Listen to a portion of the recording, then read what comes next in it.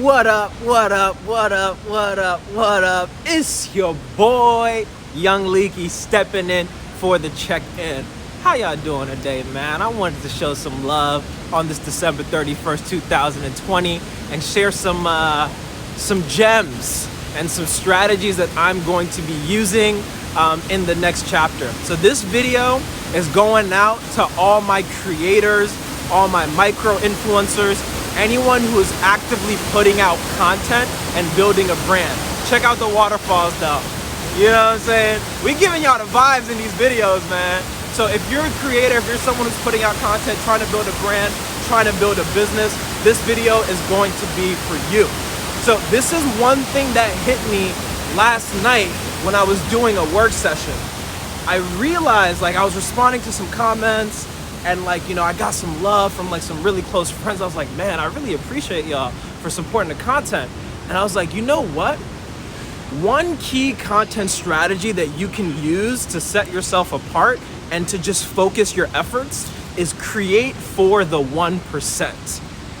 Create for your 1%, your most loyal followers, your most devoted fans, the people who really rock with everything that you're doing, no matter what. Oftentimes in social media, like especially if you're a micro-influencer, there's this temptation to appeal to the masses, right? You're putting out content and you're constantly asking yourself, is this good? Will this resonate? Will this connect with people, etc., etc.? But if you're trying to appeal to everyone, you're going to miss the people who matter most, who are right in front of you, right? So don't try to appeal to the masses, focus on those early adopters. And there's this really great business essay that I read a couple years ago called 1,000 True Fans. I would highly recommend you take a look at that.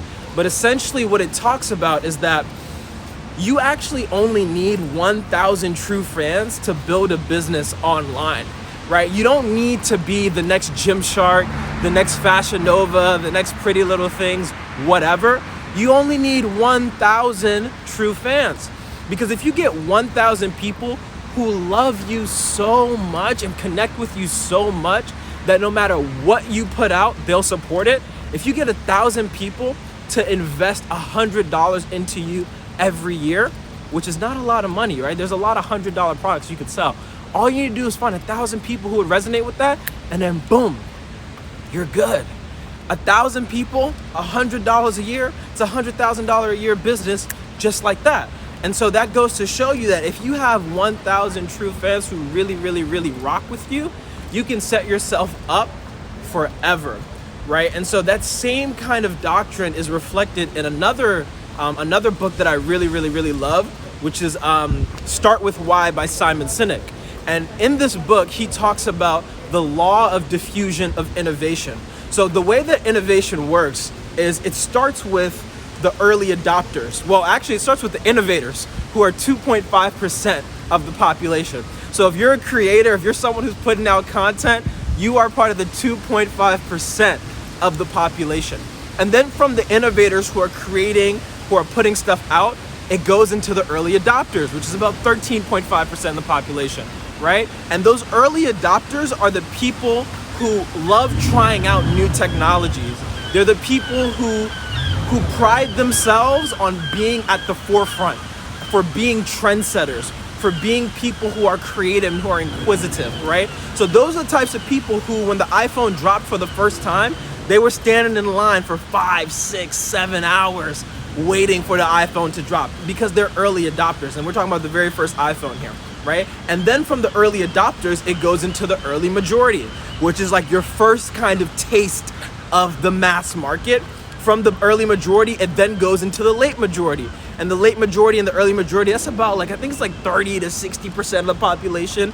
And then you have the final 16.5% of the population, which are the laggards. And those are the people who are still using touch-tone rotary phones, right? Those are the people who, no matter what you actually do to try to get them hip, to try to get them, like, you know, thinking about the next level, they don't really care, man. They're just like, yo, I got what I want, so I'm good.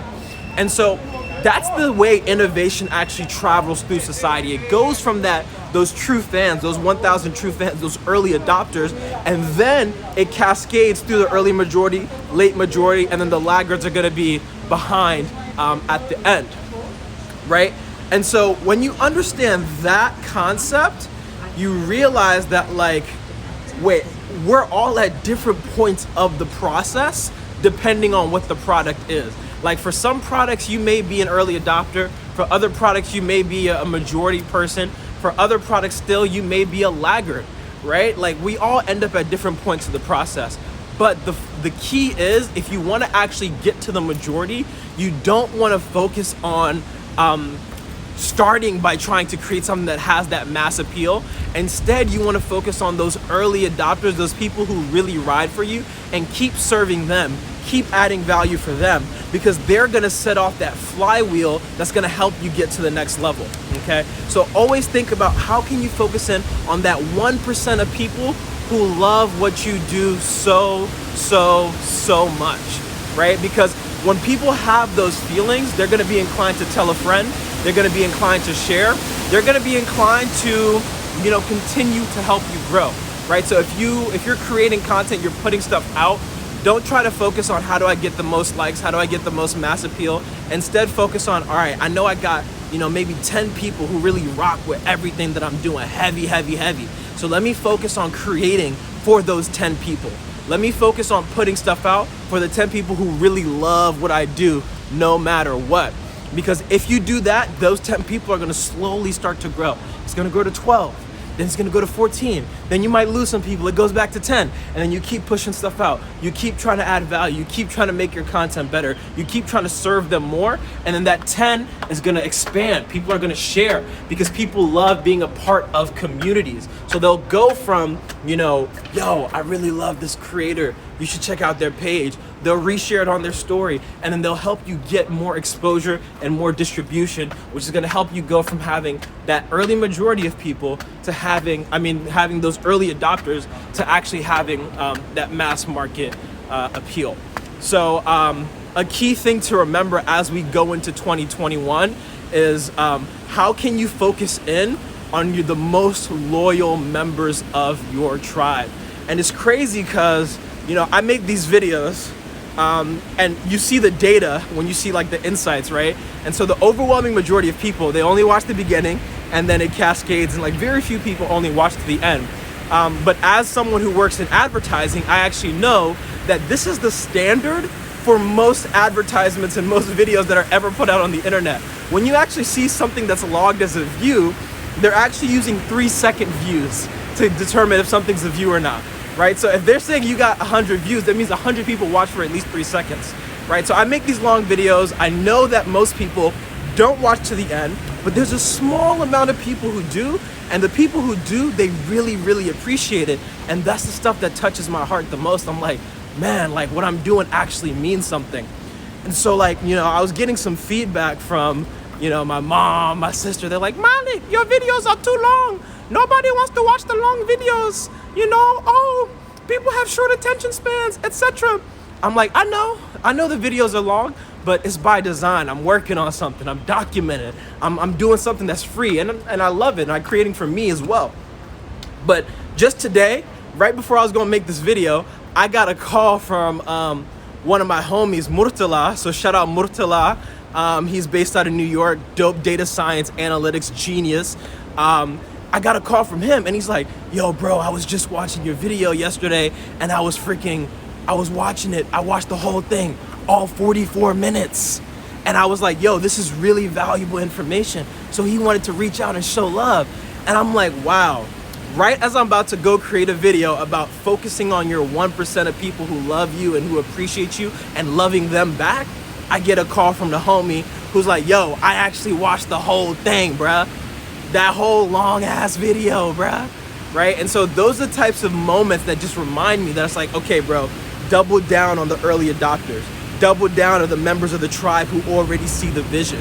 You don't want to try to sell people who don't see it, who don't get it, who don't understand the style, the energy, or where we're going. You want to focus on the people who do. You know what I'm saying? So shout out Murtala, shout out my guy Jeff. you know what I'm saying, watching the video. Shout out Connor, shout out Sierra. I'm gonna start doing my shout outs back again on all my videos because I appreciate all you guys for being on this journey with me. Because like these are things that, you know, I'm actively going through, I'm actively meditating on, and my whole strategy is like, how can I create something? How can I create something that I wish I knew yesterday? How can I share wisdom and insights that like I wish I knew yesterday that are gonna help me do better today? Because I know other people who are on this same journey with me, they want to continue to grow and continue to progress, and they wanna know what keys are gonna help you get to that next level, right? So, yeah, man, that's the message for today. Focus on your true fans. All you need to do to build a successful internet business, to build a successful brand, is to have 1,000 true fans.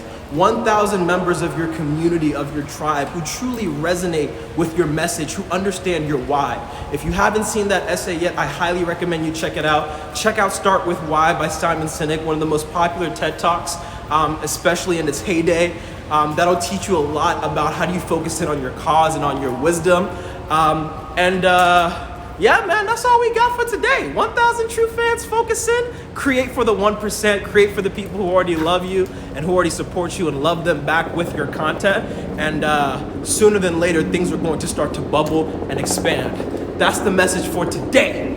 So, y'all know the drill, man. What am I gonna say? You know what I'm gonna say. Own your power. Give back. And then, leave no stone unturned. Black Lotus? Out.